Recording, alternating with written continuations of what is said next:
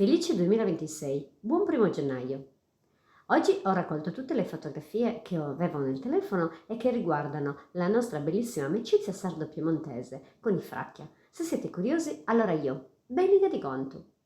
Avete visto scorrere delle bellissime immagini di Torino, la Mole Antonelliana, le splendide montagne, Superga.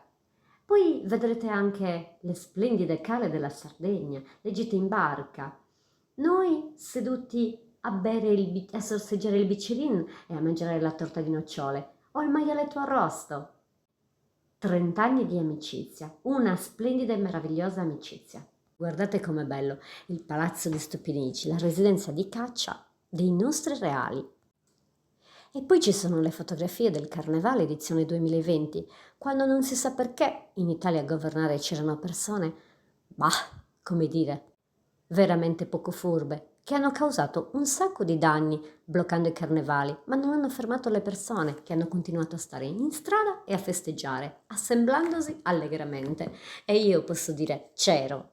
Il carnevale è un momento che ci unisce ed è bellissimo perché noi lo viviamo come se fossimo parte integrante di questo splendido tessuto carnevalesco che è molto più che una semplice manifestazione, è storia, è affiatamento, è una bella famiglia. E poi ci sono le gite in barca, le cale della Sardegna, le rocce rosse, la sabbia e i ciottoli bianchissimi, le montagne del Piemonte, la Mole Antonelliana, Stupinigi, Superga, la Dora. E poi c'è la Sardegna con il suo fascino.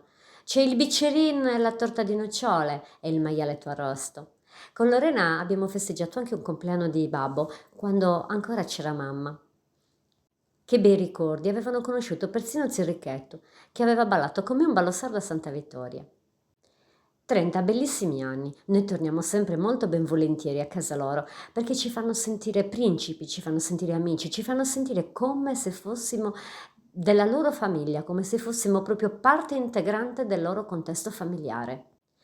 Ci siamo recati lì per gli 80 anni di Marisa e poi quest'estate una bella sorpresa a Lorena per il suo compleanno e lei poco dopo mi ha regalato il giorno più bello del 2025, quando già ero strafelice per la visita dei miei padrini in occasione del mio 50° compleanno, ma a un certo punto me la sono ritrovata in cucina. Che gran sorpresa hanno architettato con Mario. Grazie Lorena e Paolo, grazie Marisa, Siria, Nicole e tutti gli amici del carnevale. Lorena è nata 3 mesi prima di me e ci separano ben 30 centimetri. Lei la gigante, io la piccolina, ma Lorena è gigante in tutti i sensi perché non mi ha mai fatta sentire inferiore. Mi sarebbe tanto piaciuto avere qualche centimetro dei suoi, però non li avrei mai barattati con la forza che la natura mi ha donato, una forza veramente impressionante che tante volte stupisce pure me.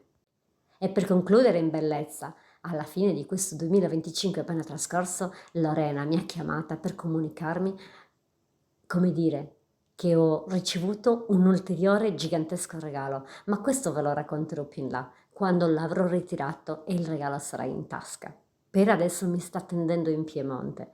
Speriamo di vederci presto e di poter raccontare ancora di questa bellissima amicizia, di Marisa, delle maschere, dei carri, delle arance, di questo carnevale storico, di Loreto, dell'emozione che si prova quando ci accingiamo a consumare la colazione e ammiriamo da lontano il Monviso, lui che si erge così maestoso. Grazie a tutti per questa bellissima amicizia.